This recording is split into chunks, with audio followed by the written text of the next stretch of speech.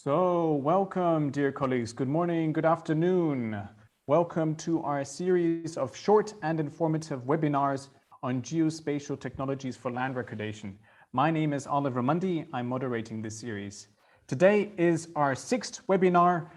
We have invited our colleagues from the Indonesian Community Mapping Network, or in short, JKPP.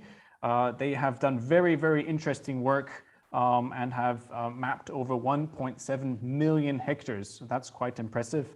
So we are sure that you're going to enjoy this webinar.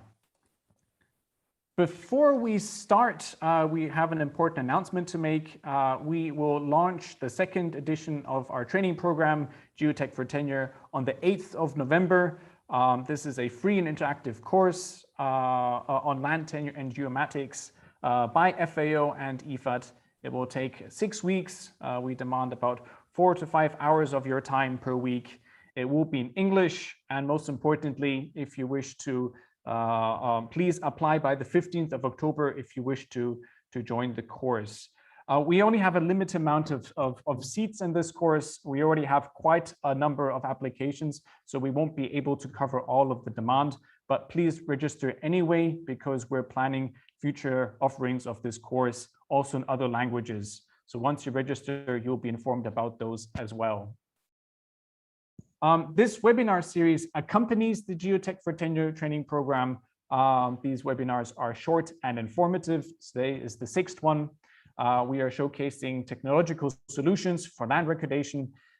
Be aware, everything is recorded and live streamed on YouTube, and all materials will be shared afterwards. I am very happy to introduce you to our speakers, Dewi Sutejo and Mohammed Abdulaziz. Both of them work for the Indonesian Community Mapping Network, or in short, JKPP. Dewi is the deputy, and Mohammed Abdulaziz is the administrator of the land portal. I'm going to hand straight over to you.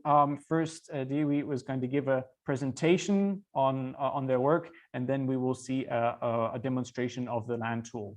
So we're very happy that you're here, and over to you, Dewi. Yeah, thanks, Oliver, for having Aziz and I in IFAD webinar series. Good afternoon, good morning for all. I hope you are well and healthy. Yeah, so Aziz and I will share a little bit more about what we have done with the participatory mapping in Indonesia and one of the land portal we call Tanahkita.id. Next, please, Oliver. Yes, before I would like to introduce my organization, Jaringan Kerja Pemetaan Partisipatif, or we call JKPP, Indonesia Community Mapping Network, was founded in 1996 with the goals to assert people control over the space, or we call the kedaulatan atas ruang. We have like a member around 178 member. It consists of the CSO, academic, individual, and local organization. We work with we call SLPP. It's mean Participatory Mapping Service Center yang scattered in 25 provinces. It's like a hub. And until 2021, actually the area that have been mapped actually is around 17.2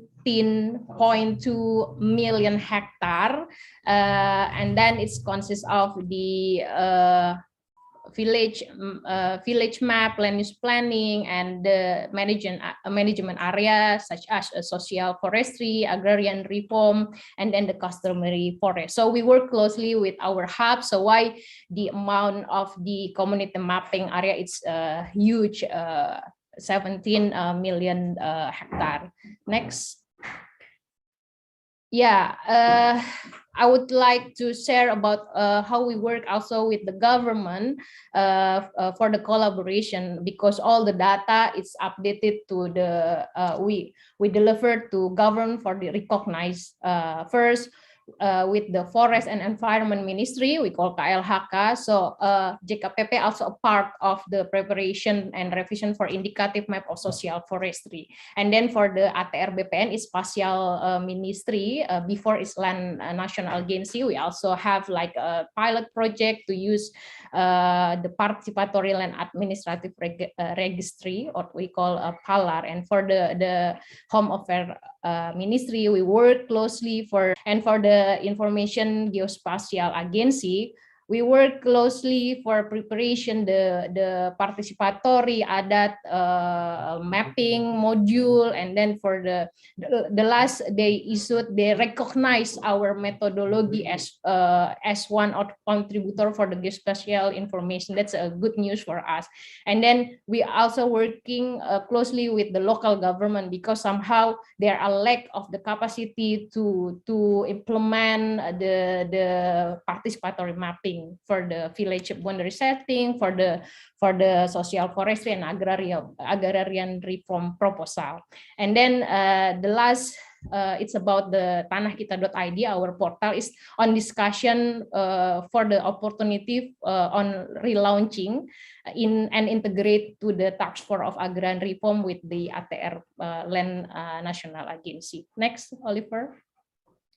Yeah, this is just, I would like to brief show about what the mapping process. We first, the important step in the first actually for the participatory mapping is focus gap discussion with the community. We talk why we do the community mapping with the communities, what the reason, what for, and the last thing that we make agreement with them who will be joined for the team for social and the spatial. So this is the step, the important step, because we make agreement. Because if we just come to the village or the community when they want to make the participatory mapping, and then the second we do the training, because they will use the GPS and make a skate. They do by themselves. We just assist, and then for survey, transect, delineation, and then drawing until the finalization. And the last, there is a letter of agreement, especially for boundary within all the neighbor. Next. Yes, this is about the Tanahkita.id portal. Yeah, actually the Tanahkita.id portal developed in 2016. Yeah, this is as a response actually, because our government through the Pak Jokowi President, actually they promised to give or redistribution, the land to the community through two big scheme. First is social forestry, 12.7 hectare with the target, and then the second is for the agrarian reform, 9 hectare. But we know that our government lack on the data of the community management area.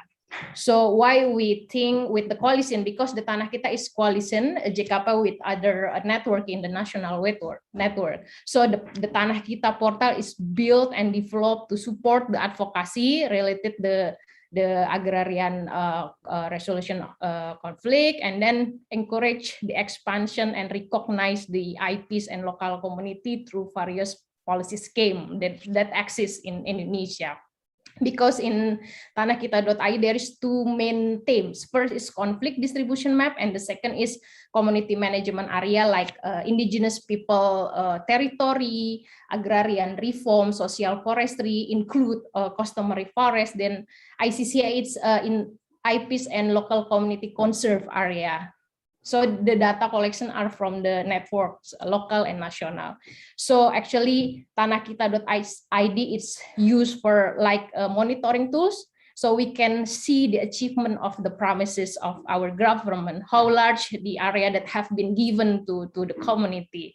So we can encourage continuously the implement of that policy by the Tanahkita.id. Next, Oliver.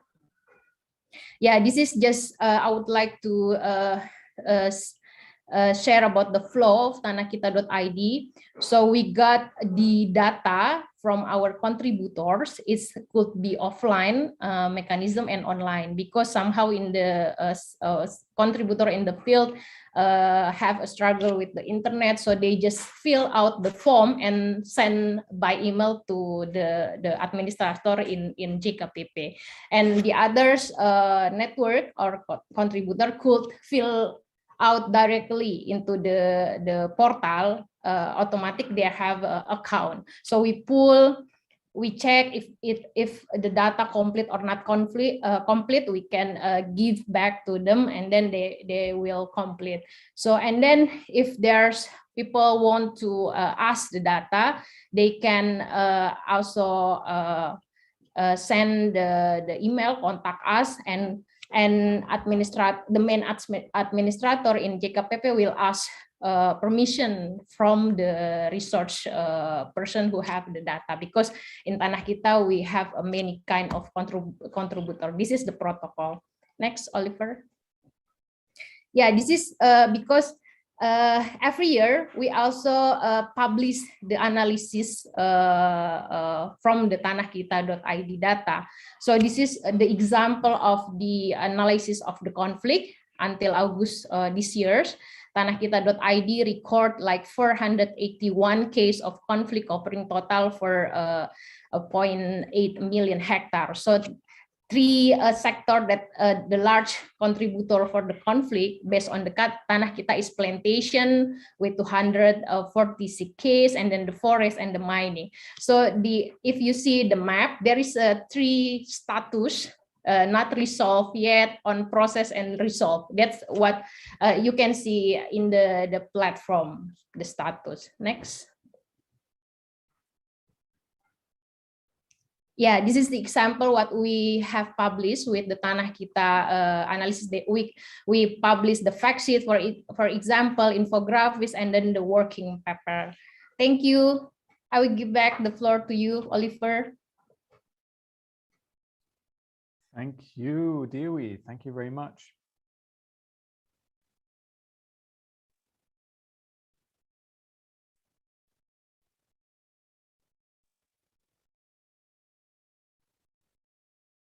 Hello everyone, my name is Muhammad Abdulaziz, or you can call me Aziz. Currently work at Indonesian Community Mapping Network as database and information staff, and also as admin of the Tanahkita.id portal. On this portal, there are 7 pages. The first is the home page.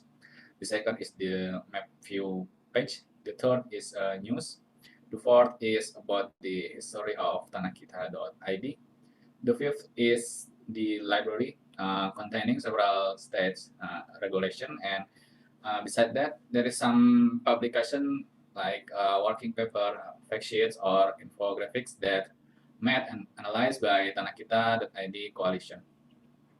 And 6 is reporting, explaining how to report if there is conflict in some area. And the last is contact, being a place to report event that occur in some area. But this time, we will focus in the first 2 pages. Okay, so on this page, you will see the total data that has been input into the portal, and there are 2 main data shown here. The first is the community management area, or in Indonesia we call it wilayah kelola, and the second is the conflict data.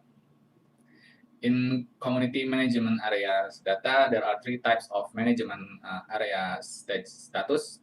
First is potential, second is proposal, and the last is realization. Each stage is divided into 3 types of scheme. The first is the object of land for agrarian reform, or in Indonesia we call TORA. The second is social forestry, or in Indonesia we call it perhutanan sosial. And the last is customary forest, or in Indonesia we call it hutan adat.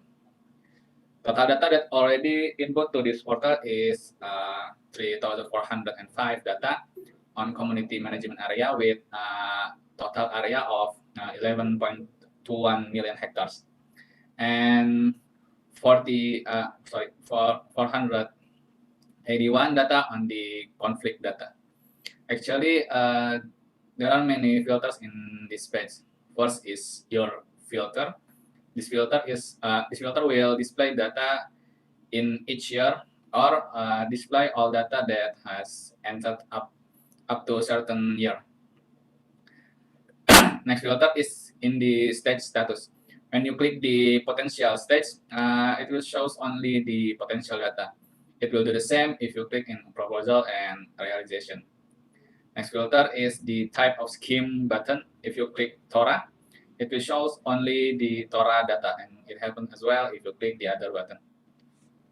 Below it, when you click one of the province, for example, is Central Java Province, it will show list of data that locate in this province. On this list, you can see the name of management area itself, its profile, type, and stages of status, whether it is still potential, proposed, or already realization. And if you click the detail button, it will bring you to the detail of data. This page contains the name of the management area. This one is Pakis Aji, and its type is land for agrarian reform, and the status is already realized by government, and the area is 76.6 hectares. Below it is a description of the decree, if there are any of them. The source of the data, and also the profile of the person who inputting the data to this portal. Okay, back to the homepage. It will do the same if you click at the other province. Below it is a list of the most management areas by province and the type of scheme. Most of the data are in West Kalimantan, and in the type of scheme is social forestry. Next, in the right corner, you will see the latest data that input to this portal. And if you click the name of data, it also brings you to the detail of data. Back to homepage, and in the bottom left corner is chart of community management area data that input in 1 year and separated by month. And in the middle is the percentage of stages from all community management area data. So let's move on to the conflict data. In the conflict data, it can be seen the amount of conflict data that has been entered into the portal, then the number of casualties, and the area affected by the conflict. Similar with the previous, if we click one of the province, will be taken to a list of conflicts in that province. This list shows the title of each conflict, a summary of chronology, and the sector of the conflict, like oil palm plantation sector, mining sector, forest wood production sector, and others. If we click the detail button, the detail of the conflict data will appear. On this page contains the location of the dispute, the area, the time of the incident. Like this is happened in 2000. The sector, this is the forest production sector conflict, and the resolution process is still in a process of mediation. And the area and number of victims that are affected by this conflict. And there are also actors who play a role in the occurrence of the conflict, from the government side, company side, and the community side. Underneath, there is a narrative of the conflict. This is content the background of the dispute area, such as its history, geographical condition before and after the arrival of the company, and who was involved in this conflict, and what efforts have been made to resolve these problems. And then the source of the conflict data itself. Back to the conflict data page. In this section, we also see what province that have most conflict or dispute area. And this list is Central Kalimantan with 125 conflicts. And which sector has the most problem? And in this case is perkebunan or big plantation sector. Sorry.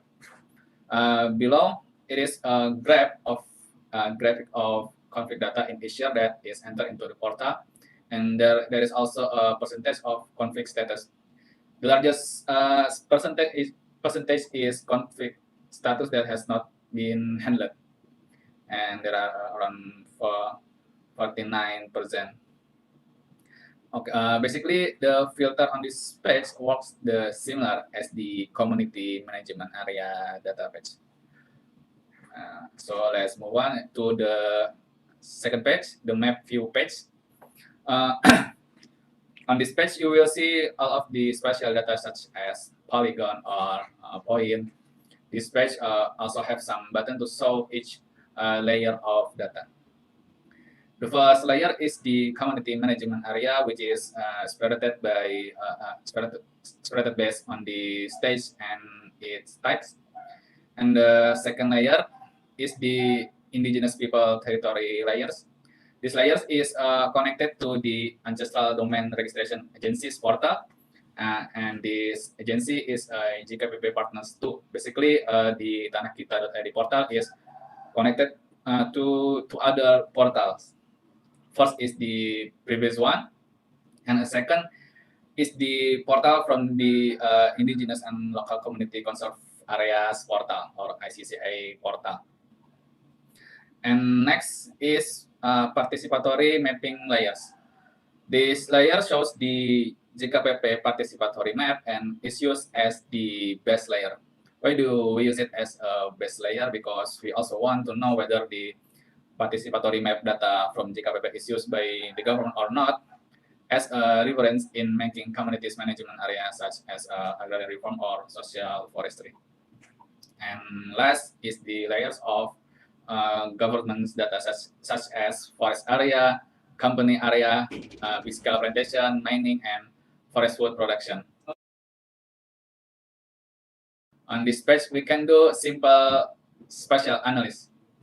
For example, we want to know the overlap between mining companies and protected forest area, or we want to know what management areas are still in the production forest area.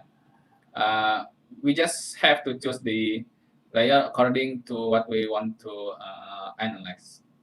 And yeah, maybe that's all for me. I hope you have a nice day, and thank you.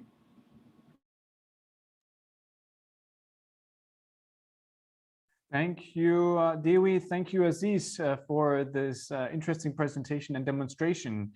You can now switch your cameras on. Also, Vladimir, can you switch your cameras on? We've got some time for questions. We decided to go a bit over time. Apologies for that. So we're going to go like 5 minutes over time, so give more space for questions. You have the Q&A button in the Zoom panel where you can address questions. So please, I've already seen that some people posted their questions. Please continue posting them there, and we will try to answer them. Vladimir, over to you. Thank you, Oliver. I have a very quick question related with the participatory mapping process in a village. The question is, how long does the process take from start to the settlement with neighbors? And also, how do you select the community members who will capture the data in the field? And also, there is a question in the question section: are the community members paid for the work they do in the participatory mapping? Over. Yeah, thank you, Vladimir. Yeah, of course, they're not paid by us because it's a participatory mapping, because somehow we get the request from the community first to respond to conflict, because somehow they just overlap with the oil palm concession, or their area or forest claimed by the state forest. So they just come to us and asking for help for make the map itself. So in the part and then in the beginning of focus group discussion that I mentioned before in the process. So why we talk in the first, because we don't know, we don't want to just asking them to do mapping. It's based on their request. So why we were also with the SLPP, the Participatory Service Centers. So it's more easier for community to just come to our SLPP for the request. Oh yeah, and then for your information, for some like a village boundary setting, actually it's because now nonsense in the policy in Indonesia policy, so they just can access the village fund. So the village is just prepared for the implementation of the participatory mapping. Okay, thank you. Thank you, Dewi. Aziz, I've got a question for you. How often and who updates the data? How does a community member access the data? Okay, thank you, Oliver. So how often that data is updated? Actually, we try to update regularly, but one of the biggest challenge for us is the new data itself, because it depends to the availability of data from the contributor. So yeah, but we try that every 3 or 4 months to update this data, and also who update this data, the person who update this data is the administrator, me, and other admin in regional administrator. And then how the community member access? Community member can access the portal through the regional admin, or if they are not our member, they can ask to the admin about more information of this data. That's all from me. Thank you. Thank you, Aziz. Quick follow-up question. What is the software used to build the platform? Oliver, I can hear your voice. Can you hear me? Okay, Oliver. I will answer the next question. So we hire a third-party web developer, and they use PHP code igniter to build the system of portal Tanahkita.id. Okay. Yeah. One question from the audience is how important is the GNSS accuracy for the capturing of the boundaries? Over.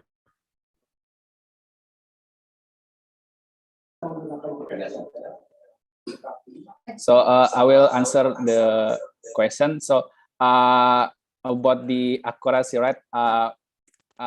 In our method, we just use handheld GPS like Garmin or etc. So basically there are no problem with the accuracy of the tools, but we have some accuracy that call it social accuracy, because this accuracy is accepted by one village and the other village agreement. So that's all. Okay. Okay, thank you.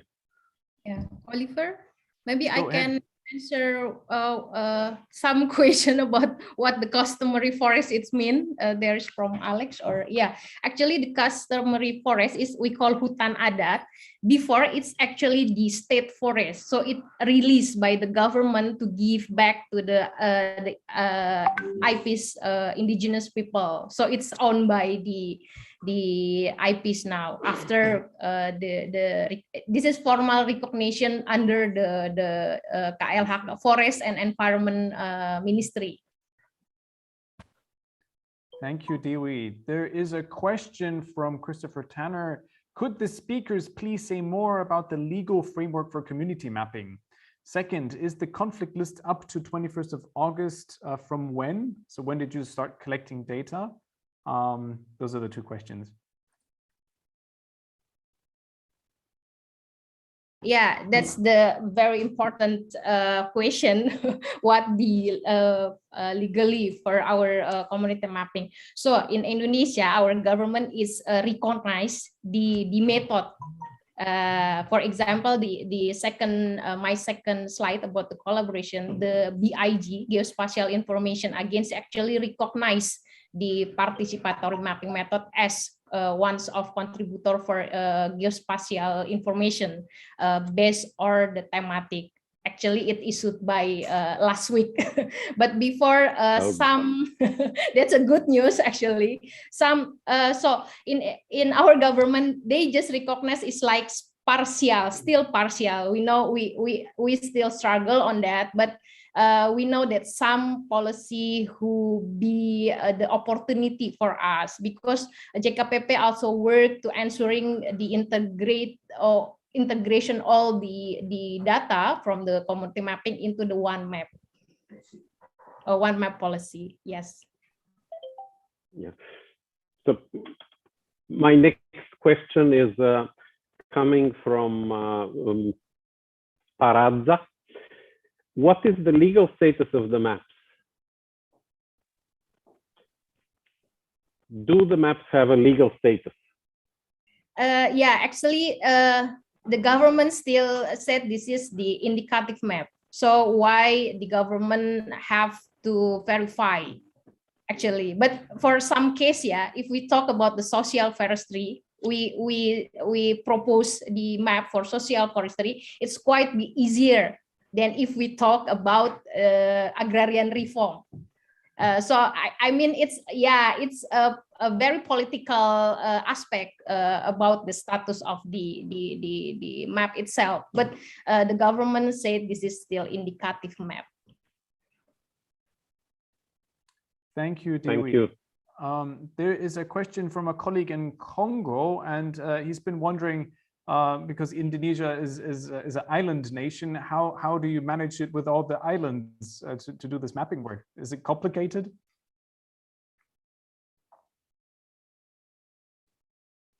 Yeah, actually it's still complicated, because we know somehow in the island, in the coastal area, it's like open access than in the land. And we know that from the 17 million hectares that have been carried out by JKPP members and network, is only few for the coastal area map. This one's of our challenge and homework actually in the next year ahead.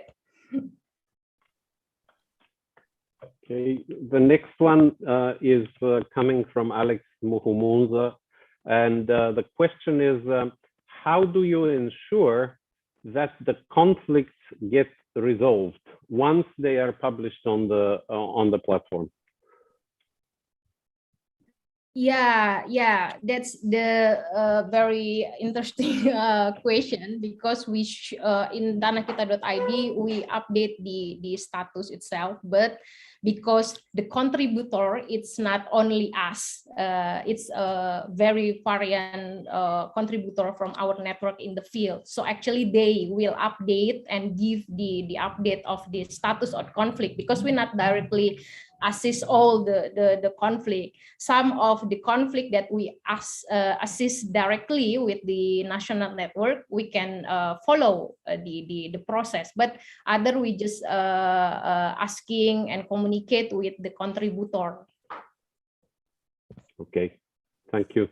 Thank you, Dewi. Thank you, Aziz. So we're approaching the end, and I would like to give Vladimir like a minute time for just some closing impressions. Thank you. Okay, thank you, Oliver. This was a wonderful presentation. Thank you both, Dewi and Aziz.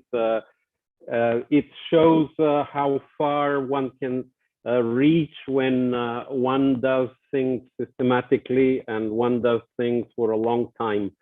I am very impressed with the participatory mapping process which you have established, and it is really something to be celebrated that the government has finally recognized your efforts as a proper map which can be integrated into the national one map portal. This, in my view, is a big step forward, and it is interesting how you are collaborating with the government in order to point out where are the conflict points. And also it is interesting that your technology helps to monitor the actions of the government. I think this is also a very impressive result that you have achieved. Apart from this, I would say that your experience should be much more widely distributed and shared with others. And I also want to say that obviously accuracy of GNSS is not a problem for the mapping. It is the agreement between the neighbors, in the agreement between the communities, which matter in this process. And on that, I would like to finish and thank you again for your wonderful presentation, and hand over to Oliver. Thank you, Vladimir. Yes, for the questions we didn't answer, we will get back to you via email. And otherwise, if you have other questions, please reach out to our speakers. Their email addresses are displayed here. Also, I just posted our survey in the chat. Please fill it in. It won't take long, and it will give us great feedback what to improve. Otherwise, don't forget about the Geotech for Tenure training program. So you have until next week time to apply for it. Otherwise, have a lovely rest of the day, and thank you again to Aziz and Dewi for their presentation today. Goodbye and have a good day. Thank you for all. Thank you. Thank you.